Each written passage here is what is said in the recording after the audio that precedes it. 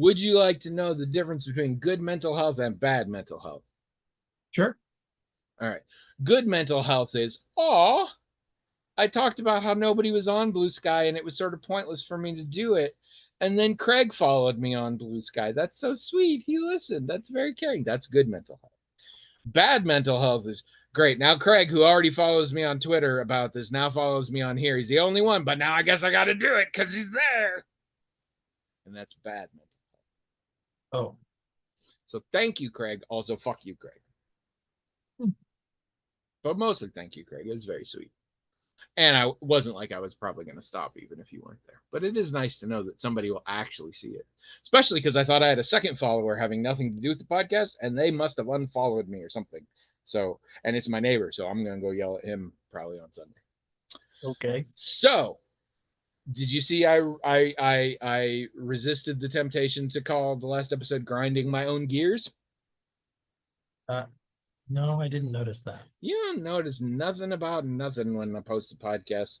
You probably don't even notice when people comment on there, like when Craig made some lovely suggestions for how to handle the next big group episode. Thanksgiving. Yep, which I think is a good idea. I do. I'm amazed he knows about it, but I didn't know word had gotten out. Right. Well, I mean, as you know, this is a thing. I like to make a big deal out of it more than you do because Thursday's our day. Thanksgiving's always on Thursday. I love it. Turkey time. That's our thing. Well, you'll be pleased to know today it is other people who are grinding my gears. Okay. I've really kind of ruined the phrase in a way, haven't I? Now it all just sounds very unwholesome. Anyway, I'm really annoyed at advertisements that say meaningless things. And I don't mean advertisers that are like, we're the number one, and you're like, based on what? Like, I don't mean that. That's still like opinion. I mean just sentences that you're like, that meant nothing.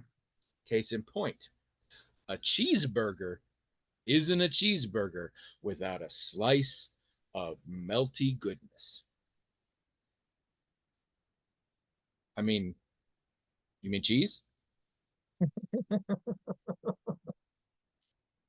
They specifically meant Kraft singles, but they didn't say a cheeseburger isn't a cheeseburger without a Kraft single, which would have been a wild swing, but at least I would have understood it. What they're saying is a cheeseburger is not a cheeseburger without cheese.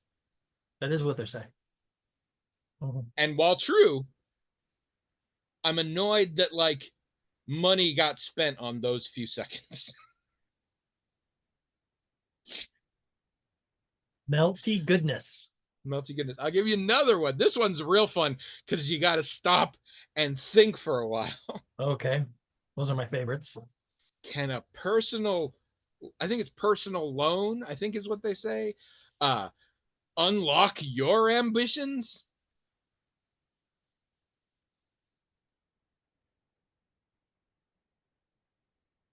Okay. Let me see if I can translate this. Yeah. Help you me got out here shit you want to do that's gonna take money? Would money help? Would money help? Yeah. Like, unlock your ambitions either means I have things I want to do, but I don't have the money, in which case, yes, money would help. Or my ambitions are of a strange and special and wonderful nature that they are not really influenced by money, in which case, no. But especially one that's unlockable, like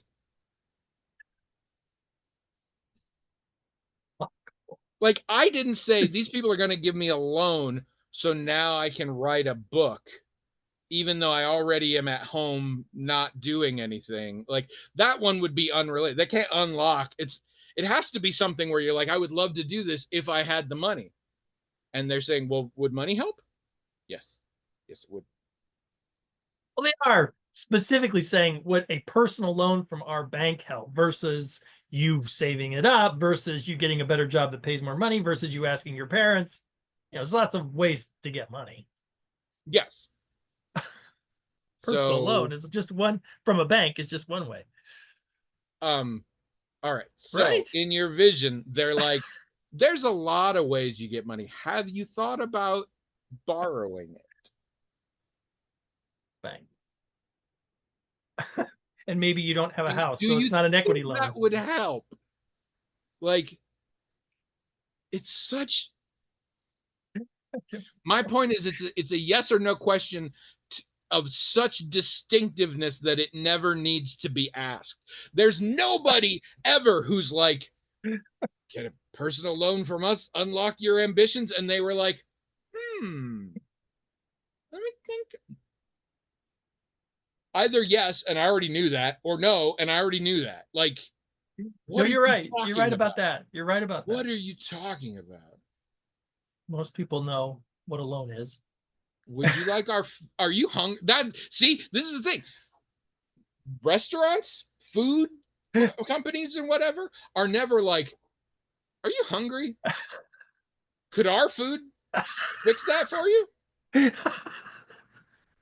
I mean, in a way, they are saying that, but not so obviously. No, Yes. but they're like, "It's really tasty." You know what we think is the best way to deal with being hungry is our bucket o crab Yeah, bits yeah, or yeah, yeah, yeah, yeah. No, you're right.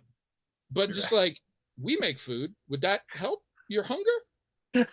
It'd kind of be funny if they did, actually. And That's humorous. it's dangerously close to what the textbooks refer to as pure capitalism, in that you're just like, we're advertising money. Here's money. You want money? Or same thing, like we're advertising food. I got food. Are you hungry? I think this will solve your problem. Food. Uh, So in some ways, I guess I appreciate it, but I'm just like, why are you? It's Marketing is a funny thing. it really is. Um, I've decided, as much as I found them bizarre, that the latest trend in commercials where they just drop a celebrity in for like no reason and in a ridiculous way are my favorites because they're so bizarre that I like watching them. I think I talked before about the Michelob Ultra commercial with Catherine O'Hara and Willem Dafoe. Oh Have yeah, I not talked about? Yeah, where they're just going around hustling people for Michelob Ultras and yeah. how insane that was.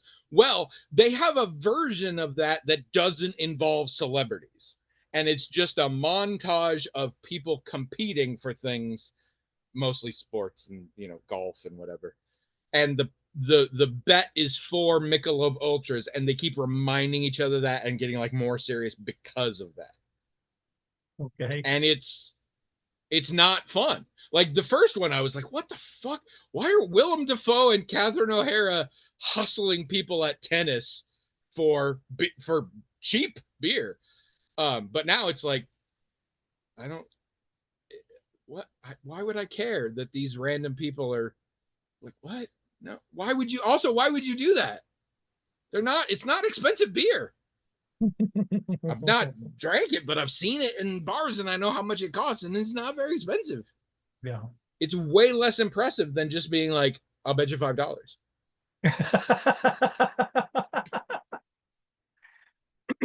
Yeah.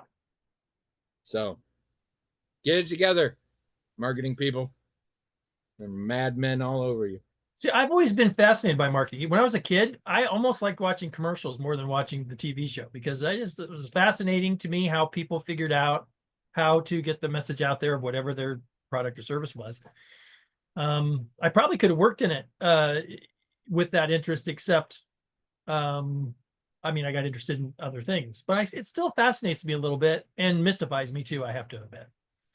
I sometimes have to remind myself that modern marketing includes the concept not that we want to do something that will make you like our product, but just we want to do something that will make you think of our product. Yeah, remember it. Yeah. Mm-hmm. Exactly. And so Mm-hmm. sometimes I'm like, why would you? Oh, because I'm gonna remember this. I see. Even though Mm-hmm. it's dumb as hell, I'm gonna. Michelob Ultra did that. I Yeah, mean, I we're guess there talking are about it. people who are like, what sort of low carb American beer do I feel like?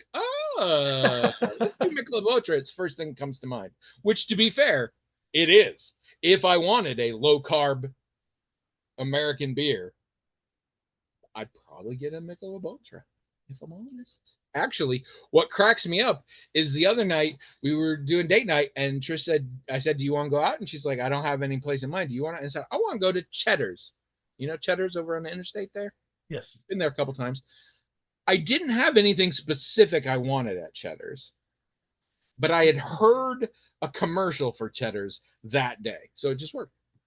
To be fair, for a while, I've been like, we haven't been there for a while. Maybe we should go back. But like, I heard it that day. So I'm like, advertising's working on me, apparently. And we did go, and it was quite tasty. Except Trish,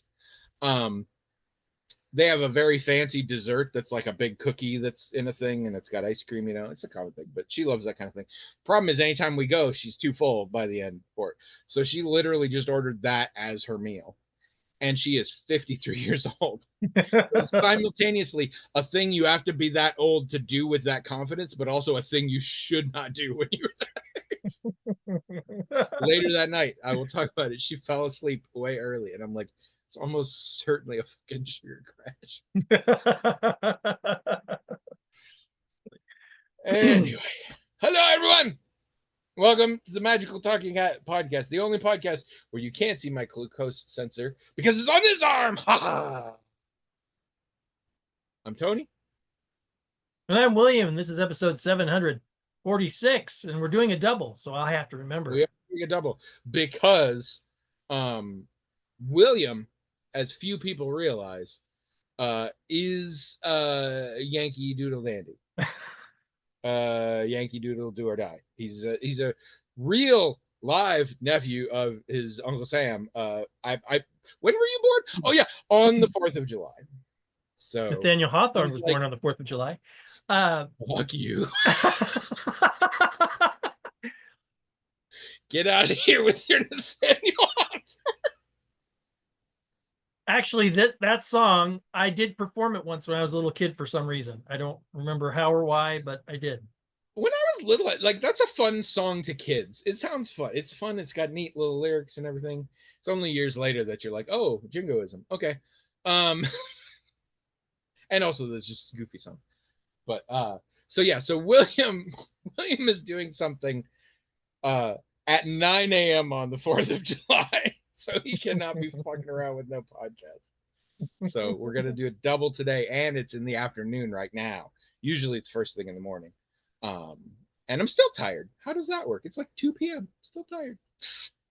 I'm special. For those of you just joining us, I'm going to explain this episode because I'm not going to explain it next episode. We have a hat. It is magical in that it has its own email address, themagicaltalkinghat@gmail.com.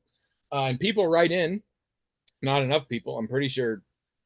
Well, I think we'll save it for next week, but we only got the one email. But people do write into that email address, themagicaltalkinghat@gmail.com, with whatever the crap they want. Notes, comments, topics, questions, birth announcements, maybe. I don't know. Brochures for family dentistry. Sorry, not us. The hat, magically, all on its own, through powers eldritch and unknown, forwards us emails, and then we read them and we talk about them. And that's the show. What does eldritch actually mean? I think it means ancient.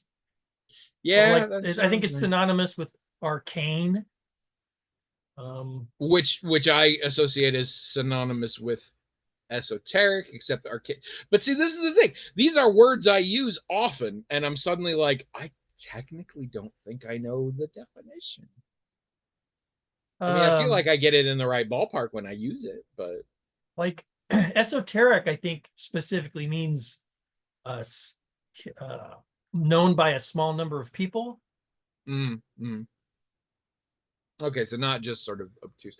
Wow. Okay. It works good when I discover this when I'm reading in the Kindle or something, because although I think I'm done reading on my Kindle. I'm not going back to real books, but I think I'm just using the Kindle app on my phone now, because the Kindle's getting a little old and not working as right and being weird, and my phone is good size and good battery life, so I think I'm just doing that now. Anyway, how's your week been? Has it been eldritch? No, I just looked it up. An eldritch thing is weird. You're weird. Strange and weird. You're eldritch. I watched a video today of things that are hidden in movies and TV via foreign languages, where it's like there's a bit, but only if you know that language. So in the movie Serenity, the Firefly one, River goes crazy and shit and whatever, and Simon has a passphrase that knocks her out. Okay. And it's a Russian passphrase. And apparently it essentially means this is absurd. This is ridiculous. But it's idiomatic. The actual literal translation is this is laughter for chickens. And I'm 100% going to start using that as a phrase when something's ridiculous. I'm like, this is all just laughter for chickens. So that's a good one. We saw Twisters. Okay, just to be clear, had you seen Twister? A couple times. Okay, because I haven't seen either. But go ahead. And it's relevant that I've seen it and how I felt about it because I actually liked Twister okay, and I have seen it not that recently, but recently enough.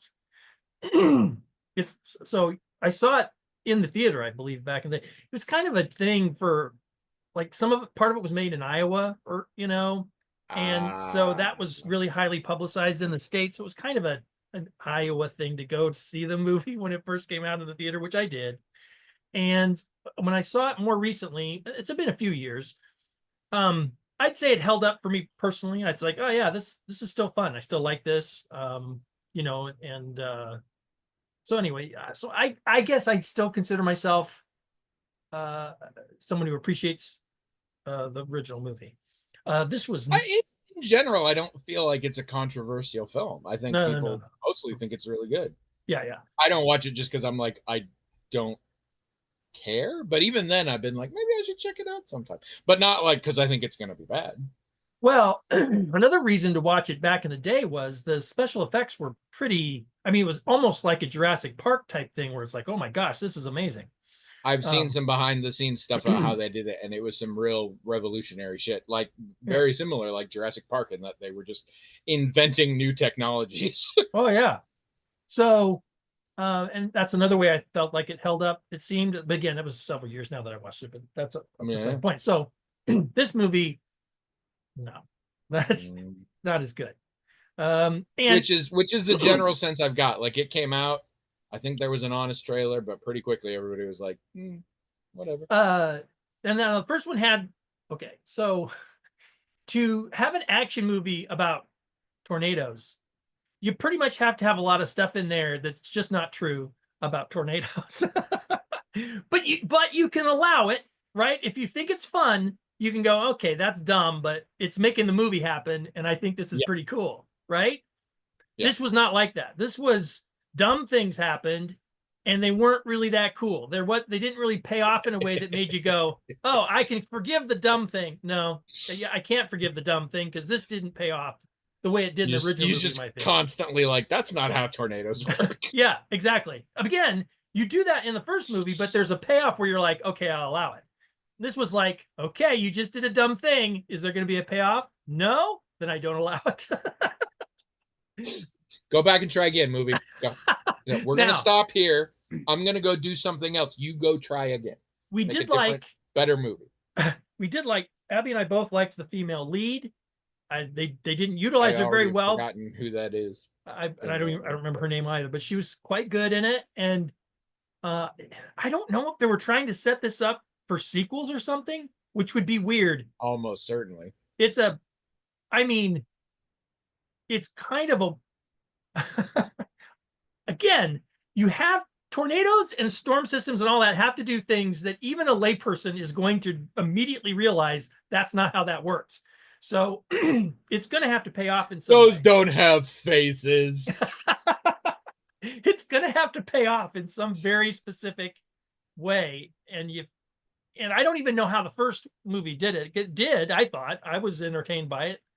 But this one doesn't really do it. And I don't know why. I can't. I'd have to watch them both in a row and maybe be able to say, oh, this is why. I don't know, but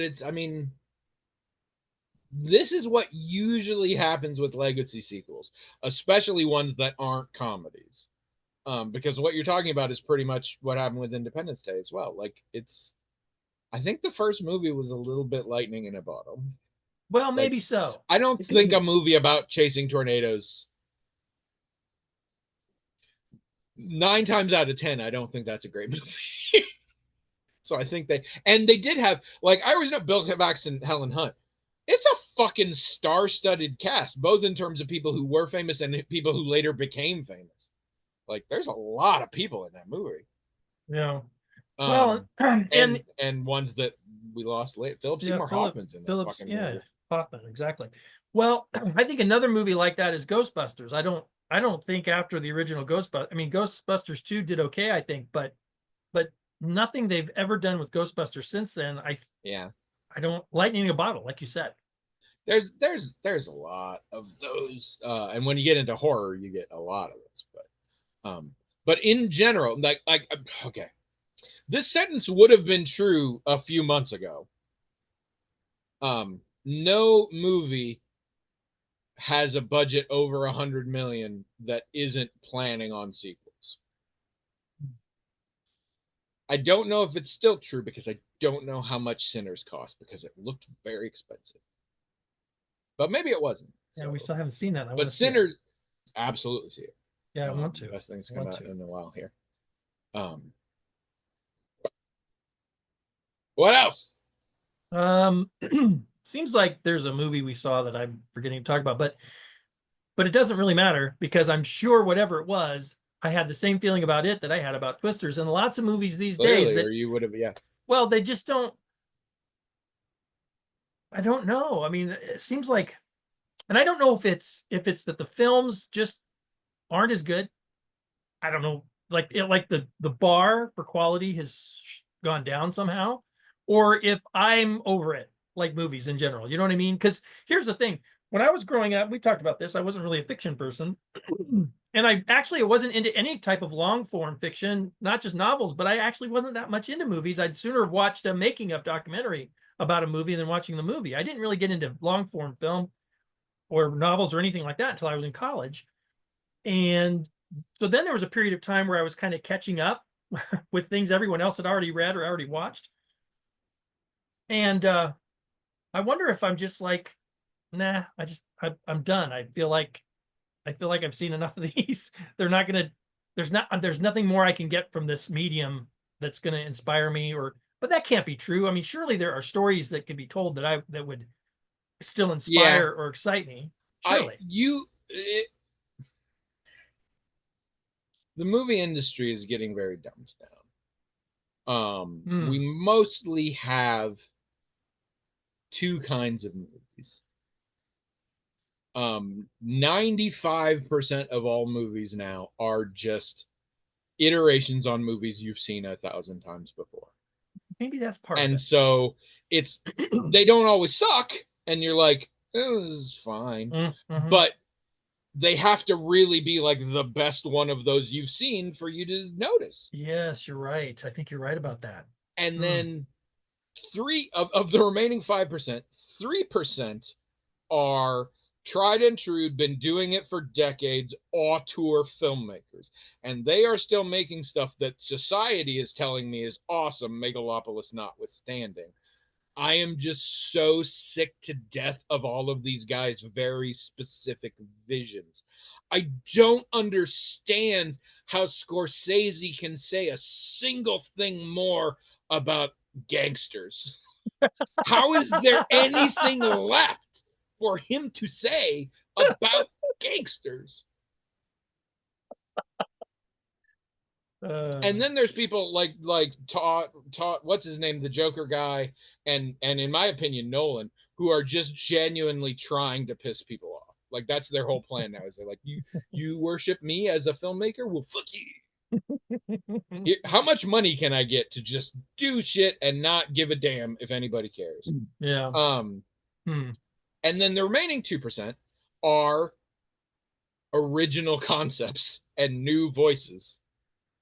And the problem is, that's great, and I love that. I want new stuff. I want novelty. I'm tired of them all being the same. But probably less than half of that 2% are good movies. Yeah. And so that gets super. I will, if I say a movie, I'm like, oh, the Death of a Unicorn was a great example. I was like, this concept, love it. So here for this. Cast, here for this. Execution, really bad. And so Mm, it's resulted in like I didn't hate it, but I didn't love it. mm, mhm, And it's because it got those originality points, but it also made a bad movie. mm, But that's the point I'm at, like where that's a mixed result for me. mm. But I think that's what it is because I do occasionally see stuff, and like I said, Sinners was not life changing, but it's just because like too many things have come already that have taught me a lot of things about Jim Crow era black society and all that. But I mean, it's a great portrayal, but it wasn't like, oh my god, this gave me new. But it was just solid. And I'm sure for a lot of people, it will give them new perspective. And it was great horror, and it was great period work, and it was incredible acting, marvelous. Looked really good. So those things happen, and then just weird shit. Because here's one. We were watching on Max. There is a documentary, and it is 2 parts, and they're both about an hour and 40. So it's like the George Carlin thing about Paul Reubens. Mm. It's called Pee-wee as Himself, and it was done by nobody knew it at the time, but it was done very shortly before he died from what was apparently a 6-year battle with cancer that he didn't tell anybody Wow. about. Because he died almost exactly 2 years from right now. He died in like July of 2023, I think. But I'm not a big Paul Reubens fan. I do feel like I'm always very curious about his non-Pee-wee roles, and I think he does some really good stuff in certain things. But I've never been like huge into him. I kind of like, he's a counterculture guy. That's neat, but I'm not. I was raised on Pee Wee's Playhouse, but now I'm like, it's not my thing. I was enthralled, and I'm super excited to see the second half. I don't know why. It's really him getting into the nitty gritties of his life, and maybe that's some of it. Is he's such an incredibly private person who hid for so long behind that persona that it's really interesting to see what it is. But like, it's not like I genuinely don't know why, but I found it just incredibly enthralling, and it's a pretty standard documentary style. Like, it's not doing anything crazy or anything, but Hmm. there's a lot of back and forth between him and the filmmaker because he's very jokingly uncomfortable with the fact that he doesn't get to control this narrative. And so there are times where he'll say things he's like, no, I'm lying, that's not true, or am I lying? You'll never know. But I don't know why. I just found it really interesting. There's lots of old footage and stuff, and his life has been very interesting. So, Mm. but I loved it, and it's a film, and I don't know why. So film can still surprise you. Yeah. So I think I'm always going to have a problem with long form fiction because there's the fiction part, which to this day has to work hard to get me. That's just how it is. That's how I am. That's Yeah. how it is. But also the long form part. I really don't like spending a whole lot of time on something that I end up not liking. It's not one of those, oh, I wish I could get that 2 hours back kind of thing, but I'd sooner not waste my time reading a Yeah. novel that I don't like watching a film, even a 2 hour film that I don't like. I just sooner not do that. Well, So and with films, you get a lot of, it's a 2 hour movie. It didn't have 2 hours of content. yeah, The right. classic one is all the speculative fiction stuff is based on short stories and made feature length, and it like never works. No, yeah. That is constantly driving me crazy. Um, and adaptations are another thing. Like, I wish there were fewer adaptations in general. I'm like, enjoy it where it is. Case in point, we finished Interior Chinatown. Oh, yeah, and that's an adaptation. You said, was it a It's comic an book adaptation of a 2020 novel. novel? Oh, okay. And the writer of the novel also is headed this show. Okay. I think I had mentioned at the time, it's very much a show that was all about the landing at the end because it was such a mystery and there were so many pieces that I'm like, either the solution's going to be satisfying or it's not, and that will pretty much retroactively make the show good or bad. Right. Yeah. Didn't stick the landing. Didn't stick the landing. It got real nebulous at the end. It also, I realized with the last episode, our hero makes a lot of speeches, like internal monologue speeches, and they're all kind of the same speech. And in the last episode, he does it like 4 times, and it's all pretty much the same speech. And I mean, eventually, this whole thing, I guess, thematic spoilers. Interior Chinatown is about the poor treatment and portrayal of Asian Americans within modern Hollywood cinema, television, and movies, which is definitely a thing, and definitely a thing to be approached. And everything is just slightly different from the novel. The novel appears to be some sort of weird alternate world where people are in TV shows, but like that's their life. So like if they die in a TV show, they die for 45 days and then they come back and then they'll play a different character. And like there's the main character in the family, and like mom used to play the sex symbols and now she plays other, and like, and he always wanted to play one of the cool martial arts guys, but he's just usually a waiter or a dead body or something like that. And it's magical realism in that way. And the TV show is that, except no one in the TV show knows they're in a TV show, which makes it completely different. Yeah, right. And in a way that doesn't work. And yeah, I wanted to be like, oh, I mean, it didn't do too good, but I'm like, no, I don't. Would highly recommend people go read the novel, not having read it, but it sounds like it's better. And I think that there's definitely material here, but it just didn't do it. So like, I don't know, shit's all over the place. And so that was my show, and we finished it. Yeah. So I picked my new show, and I picked Sherlock and Daughter. Oh. And so far, we have watched the first episode of Sherlock and Daughter. Okay. On the one hand, it's pretty darn unpleasant. Everybody's kind of nasty. But on the other hand, it's also very confusing. Oh, yeah, it is that. So I guess I forgot about that part. I am telling myself it's a pilot thing. I'm telling myself it's a pilot thing. We're getting all our pieces into position. But so far, it was just meet this Sherlock. For mysterious reasons, he's more of an asshole than Sherlock Holmes usually is.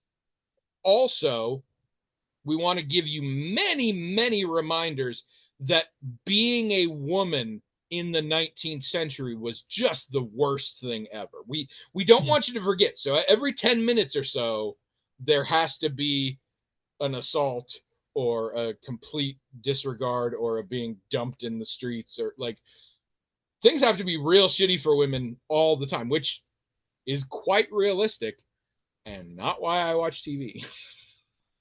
Right. But mostly at this point, Sherlock's just such an ass in such an obtuse way. And I can tell there's reasons, there's secrets he hasn't said. But at this point, I'm like, he just sucks. And so we'll have to see.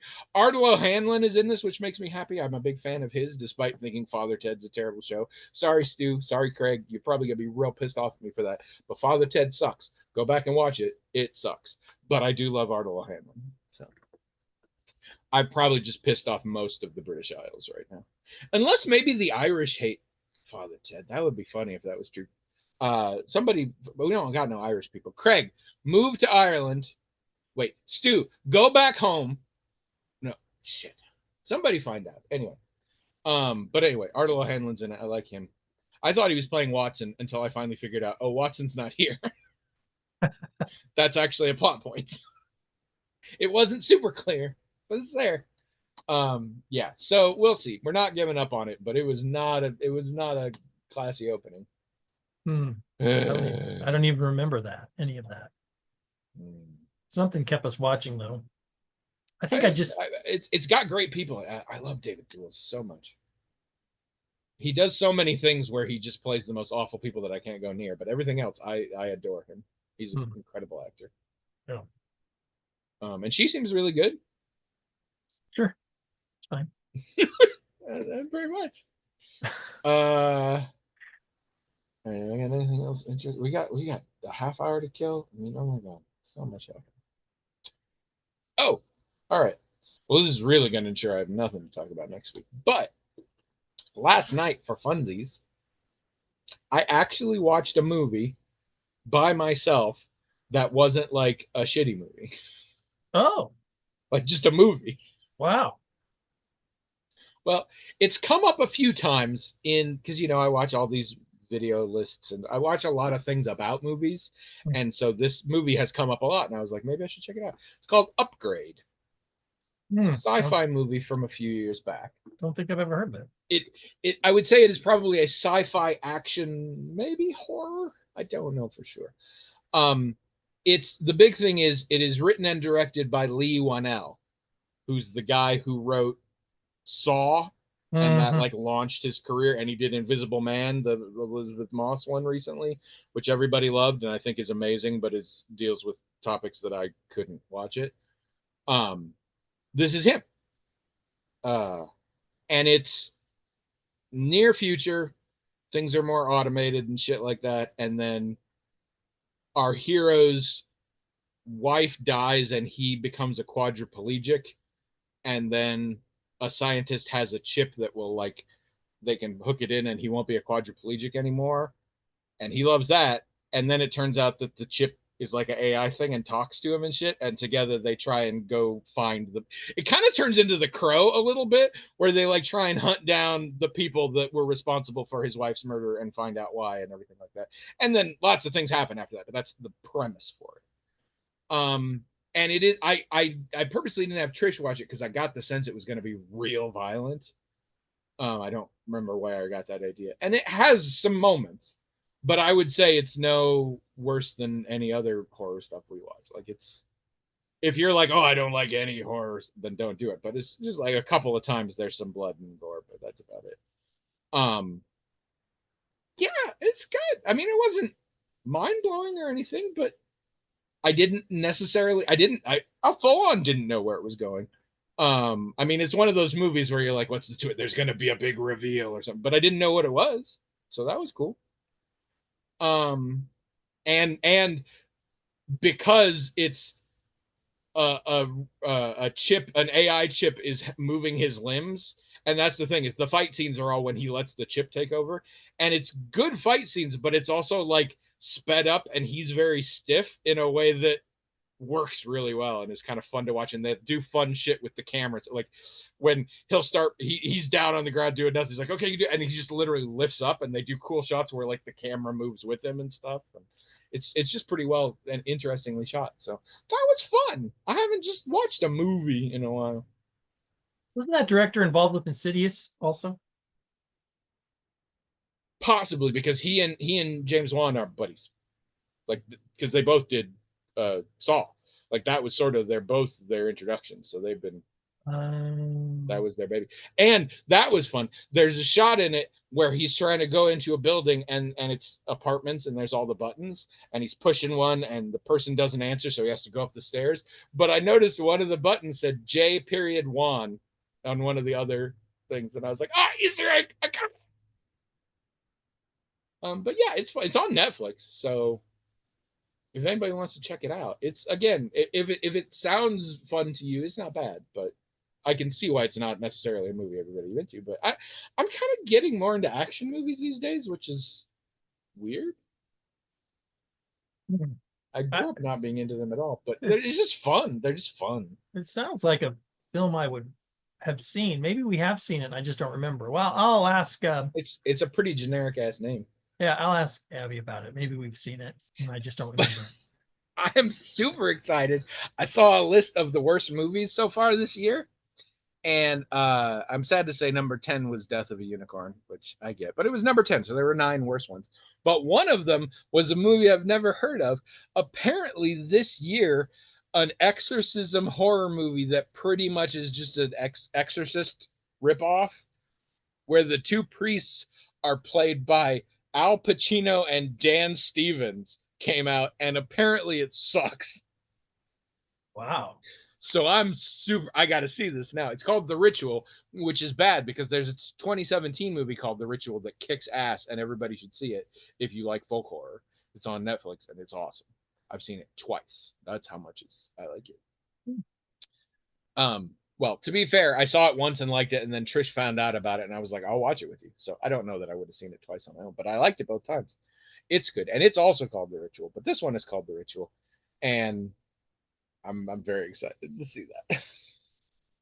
All the big shit's coming out there. Are you going to go to the theater to see any of the big shit? Like the new Jurassic World's coming out in like 2 days, and then like 9 days after that's the Soups, and then like 2 weeks after that is Fantastic Four. We are into blockbuster season. Yeah. So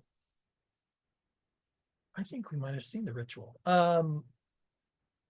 The new one or the old one? The old one. Yeah, it's good. It's well, it's these guys go on a hiking trip, and it's sort of in memory of one of their guys their friends that died. It is good. It is good. We the ending's a little weird, but we might be tempted to go to Superman. We probably will. I mean, I feel like I'm setting myself up for some crushing disappointment. See, this is the interesting thing you were saying, that a lot of stories have been told over and over again. And the thing is, a lot of the stories I like are stories that have been told in terms of like the hero's journey and stuff like that. I mean, I actually do like that. I don't, so I don't think I'm getting tired of, say, that kind of thing. I think maybe I'm getting tired of how they're doing it, or they do too much CGI or something. Because that's the thing. The same story can be fine to me in many ways. If you tell the same story in the same way, yeah, then over and over. Yeah. Or that the main thing is, in every piece of art, you have to be careful that you are not inviting comparison to another piece of art. And if you are, you better make damn sure yours is better than that. Oh yeah, one. that is part and it happens so. It's the same deal. Why I have issues with continuity and things, where I'm like, as long as you don't make me think about it, it's fine. But as soon as you make me think about it, I'm gonna start judging it. And as soon as you make me think, oh, this is kind of like this movie, I'm gonna start thinking, is this better or worse than that movie? Correct. And if it's a famous classic movie, guess what? You probably are. Well, there's a famous bit about, like, it's become a cliche of, I think mostly with horror movies, that have a poster for a better horror movie in them. And they think it's an homage, but it's mostly just like, no, you're just pointing out there's better things you could be doing with your time. I mean, I think longtime listeners, viewers, whatever, have figured out. I don't know. We only have longtime listeners. I don't know if this applies to you, but it definitely applies to me. I think that when it comes to fiction in general, especially when it's portrayed in TV or movies, which is, I'd sooner consume it that way than in a book, and I'd sooner consume it in a TV show than in a movie, that I'm kind of a snob about this stuff. I mean, like, to me, there can be a lot of things I don't like about the story or the characters, but if it's crafted well, I can really get into it. I mean, I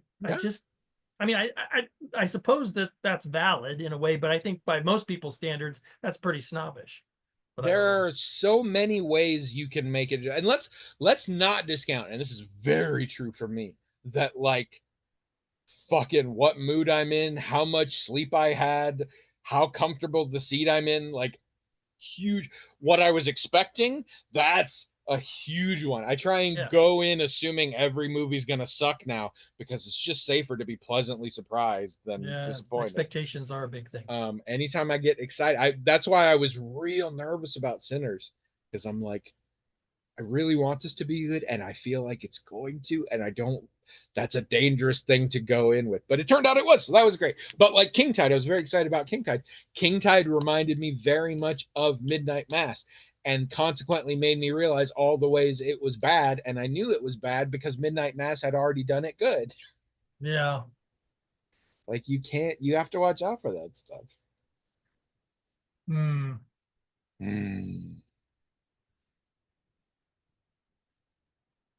You know, Um, it's kind of surprising sometimes how poorly crafted some of these things are. And I'm not in the habit of thinking that the people involved didn't know how to do their jobs. I'm not. I tend to no, think something else must have happened to do this, right? yes. Well, and this is what's happening and why it's not going to get any better. Um, the bottom line is the whole point anymore. We're not trying to make good movies. We're trying to make profitable movies. Yeah. And this means a couple of things. It means one, there are people making movies who want to make. I mean, there's Michael Bay. There's fucking Michael Bay.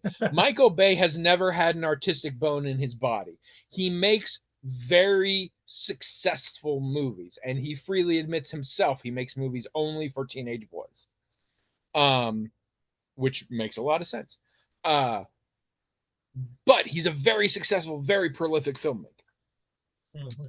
You also get films with good filmmakers who are really trying, but they've got studio backing and there's executives. There is famously in showbiz so many of these filmmaking companies and TV corporations where executives have to put in, they have to have notes or else why do they exist? They have to Right. justify this. And so they will Yeah, say that's true. shit like, but why does his sweater have to be orange?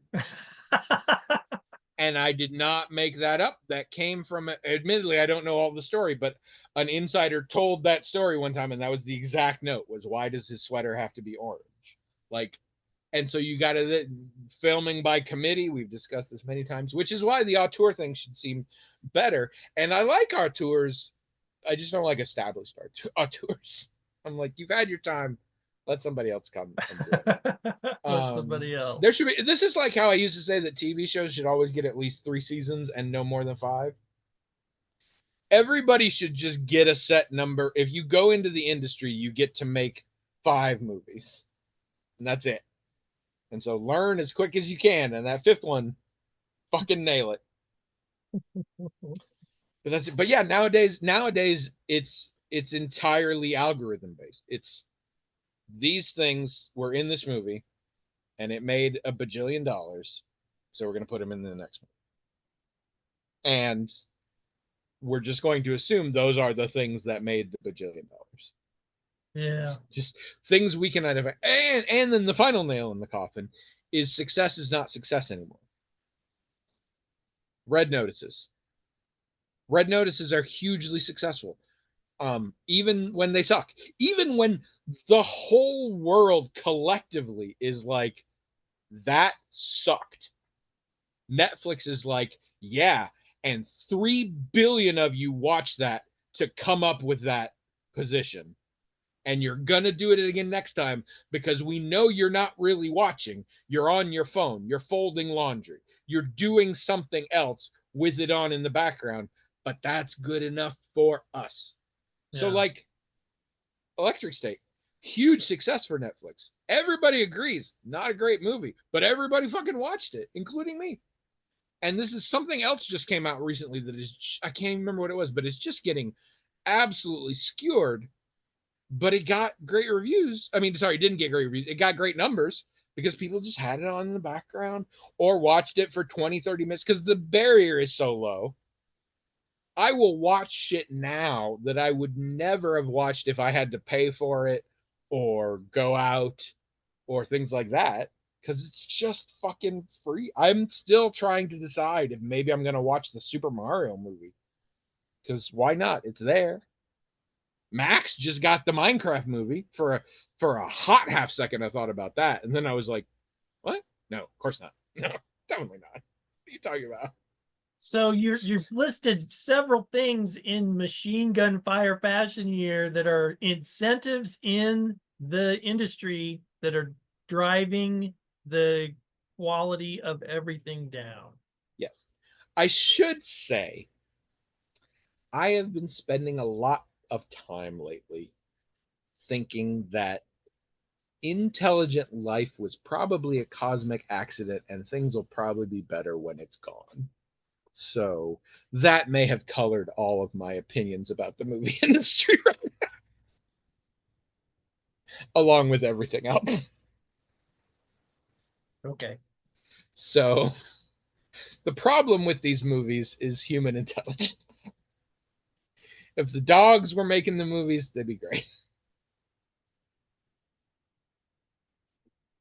I mean, you realize I'm far less pessimistic about, I'm not pessimistic at all, actually, about humanity, but Oh my God, really? this is an odd thing about the two of us I I that tell we you, have. you never offend me, but the closest you've ever gotten is just now when you implied that I might not know that you are optimistic about humanity. I have known you for 20 some goddamn years, motherfucker. I knew it the instant I saw you. I was almost more saying that. Actually, I was more saying that for anyone watching who doesn't know this All right. about us. If you're offended that William thought you didn't know he was optimistic about humanity, go to the blog, I'm just saying if we were magicaltalkinghat.com, if and tell us how much William has offended you. I'm saying I'm getting engagement. if we were at a restaurant having this conversation, I wouldn't have said that. This is all about being on the podcast. Can we get a like spike for William insulting everyone? And the reason I said it was to open up a different conversation, not to be Yes. berated by you, Yes.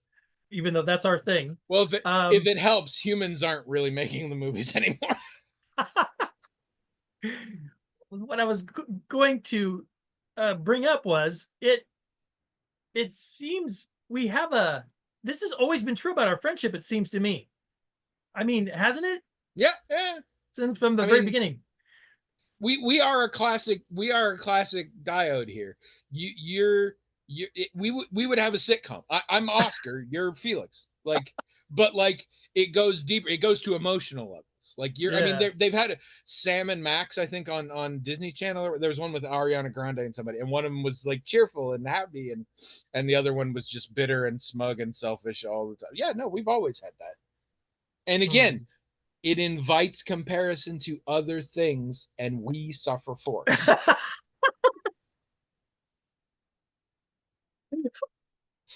We are essentially the worst odd couple buddy comedy of all time.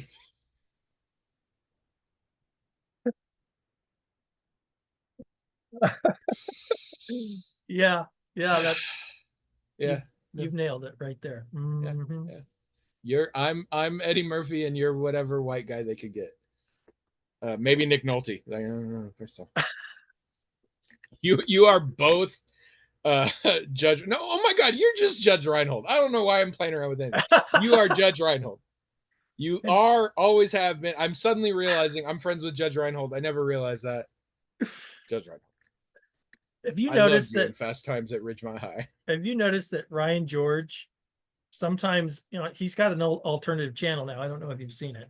YouTube really wants me to. I haven't. And okay, so sometimes in these longer form videos, he'll say something and he'll want to appeal to a judge. What do you say, Judge? And then it goes to the IMDb page for Judge Reinhold, and then he puts his mouth over Judge Reinhold's mouth, and Judge Reinhold does rulings whenever Ryan George needs a judge. I love Ryan George, because here's the thing about Ryan George. Hilarious. Ryan George is doing the same thing that every other person on the internet is doing. and there's the thumbnail and there's the thing, and I'm like, oh, that's a funny thing for a sketch, and it starts, and I'm like, yeah. How is this 3 minutes long? Like, we pretty much covered the joke in the first 30 seconds, and then he always, I don't know how, but he always brings a dimension or takes a twist, and by the end I'm always laughing harder than I expected. He's just, and I don't know what it is, and I don't even, if I'm honest, know that he's doing it on purpose. Well, yeah. But he just, because that's the thing. Everybody's doing what he's sketch comedy online where you play more than one of the people. I'm doing that. That's me. I don't know if I'm pointing, but William, Judge Reinhold, me. Different me. Come on. It would be so much wilder if you were playing both parts. Let's be honest. That seems crazy. It's in Judge Reinhold is in the Santa Claus, right? Isn't he? Yes, he's the stepdad.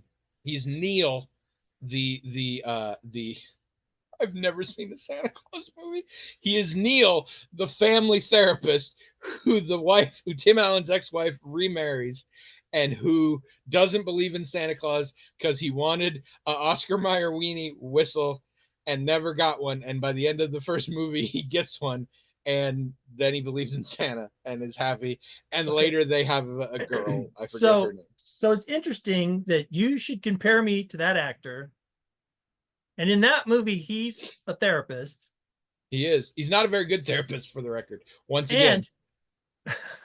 And he wanted one of those Oscar Mayer Wienermobile whistles. Yeah. Which I actually did have when I was a kid. I mean, I think I had one too. It's not like they were hard to come by. No, I don't even know how I got it. it, but I had one. Like, in fact, it's a weird ass kid that asked Santa for that. Like, there's no way enough change hasn't fallen out of your parents' pocket for you to go to the local grocery store, and they probably had them somewhere. I don't even know how I got one. But they weren't hard to get. No. I do love I mean, we do not have time to go through it, but if you go into movies that have Santa in them, like real magical North Pole Santa, none of them hold up for like 3 seconds. Hold up how? People would know Santa was real if you woke up in the morning and you're like, we did not buy that for our kid. Well, yes, of course, yes. Or to add to it, also almost every one of these movies includes things where somebody doesn't believe in Santa / hate Santa because they didn't get a present they wanted. So what the fuck was Santa doing back? Like, they're always like, I know you wanted this. Here it is, 45-year-old person, the Rock'em Sock'em robots you wanted. You know when I wanted these? When I was 8. Where the fuck were you? Like, everything about, like, Santa, like, I hope no kids are listening for so many reasons, but Santa can't exist. So, and I don't mean because magic isn't real. No. I mean because he would be he'd be breaking your ass and leaving shit behind. There would be demonstrable proof in every Christmas celebrating household in the world.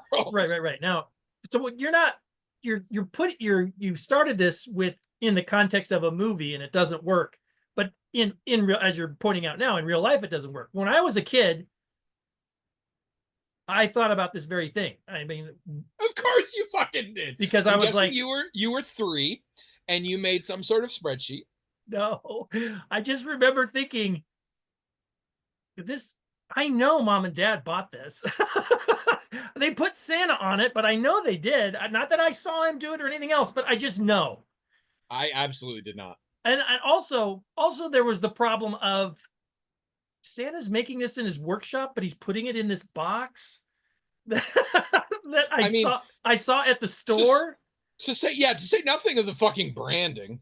Yeah. Oh my God. Yeah. It's like, so did Santa buy it? I mostly asked Santa for He-Mans. That was the thing that got me was I was told Santa made the toys, but this looked like someone bought it because I saw this very thing in the store. Is Santa buying toys? That doesn't make any sense. Mom and Dad bought this, and they just put the name on there. And another thing that made me think that was Mom and Dad would bring someone to play Santa to our house, who, of course, I could always tell who it was.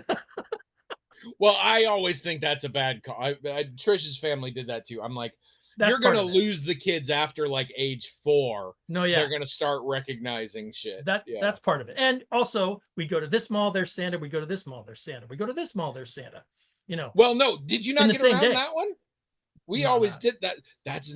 This is one of Santa's helpers. Well, I heard that. And if you really want to fuck with your kid, all the other malls are Santa's helpers, but the one we go to, that's the real Santa. And that's what happened to me. It just didn't add up. I was a very late. I stopped believing in Santa when I was 8. And that was very late amongst my peers. And the reason it happened is because a bunch of my peers were like, Santa's not fucking real. You still believe in Santa? What the fuck is wrong with you? And I went home and sat down with my parents and was like, I want you to be honest with me now. Is Santa real? And they're like, nope. And I was like, thank you for telling me. I'm kind of sorry you did. Yeah, I asked them, but I still felt you bad. told that story before. But like that was it. Like I was not picking apart this mystery. I just didn't Like get it. at no point. But to be fair, from a very early age up through probably 30, I don't know.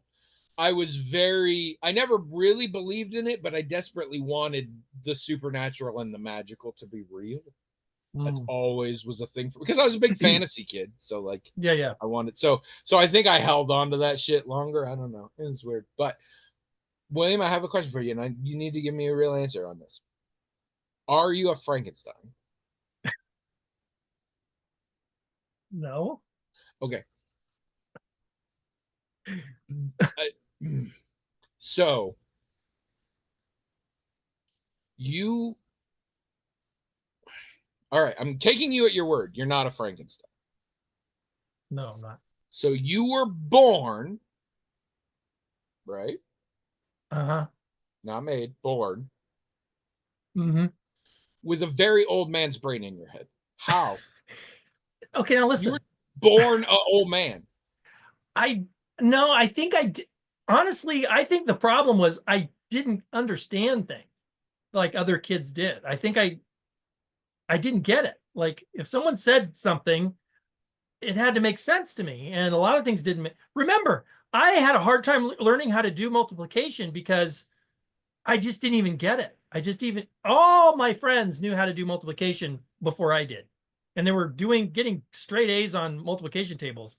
I had to think of some special way to think about what multiplication even was for me to get it. I mean, I didn't understand things the way other people did. I think that's still true a little bit sometimes. It's like, I don't understand what's happening. I have to ask Abby all the time. We're watching movies. What just happened?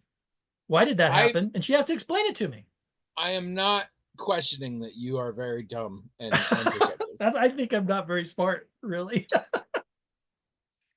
when it but comes you to a just lot of have things. so many stories that amount to.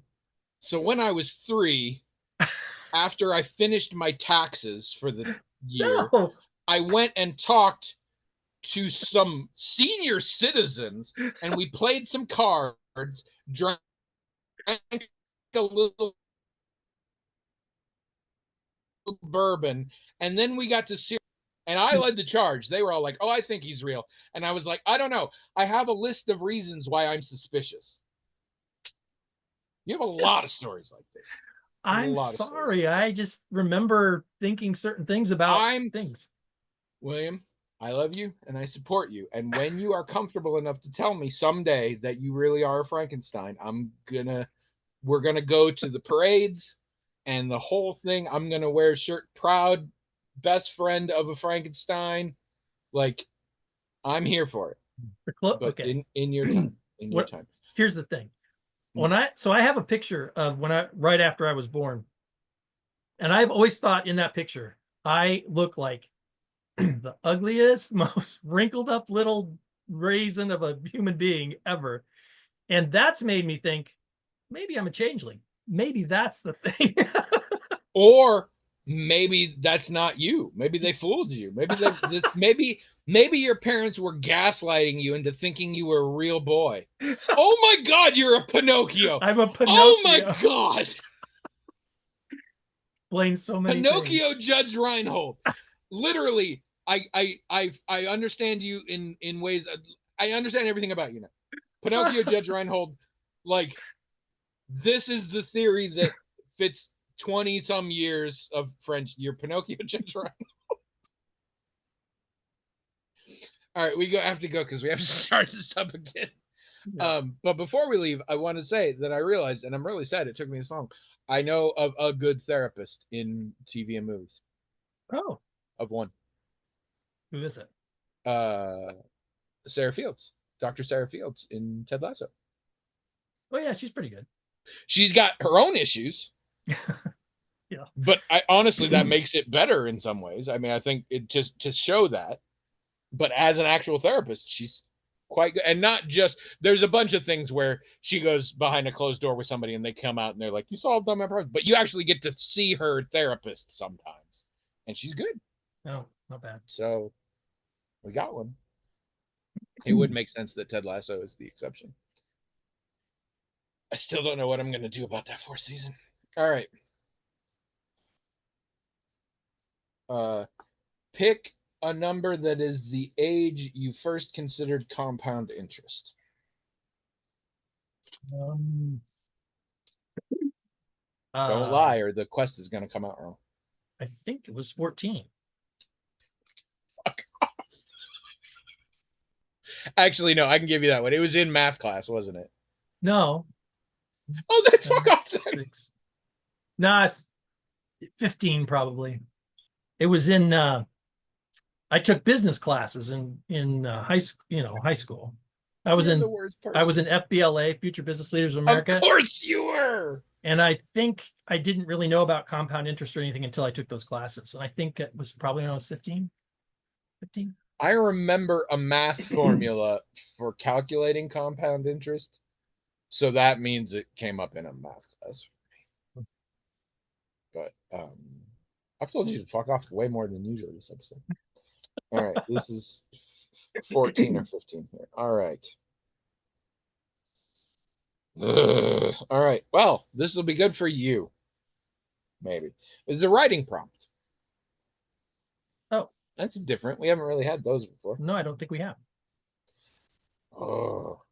Narrate your day as excitingly as possible. Parentheses, exaggerations welcome. We have a quote. No, we don't. Oh, no, we do. I was like, this isn't a person, but it is a person. I was just reading it wrong. We're all just stories in the end. Just make it a good one, eh? I like that quote. You know who said that quote? No. Probably technically Stephen Moffat, but the 11th Doctor said that. Oh. So Matt Smith said it, but Stephen Moffat probably. I think, was Matt Smith the Moffat days still? I can't remember. I don't know. I'm in the middle of what apparently is Ncuti Gatwa's last season of Doctor Who, and I'm very sad about that, except that it appears to be happening because he's going to take off and do all sorts of cool shit in America now, so I'm excited to see him in other things.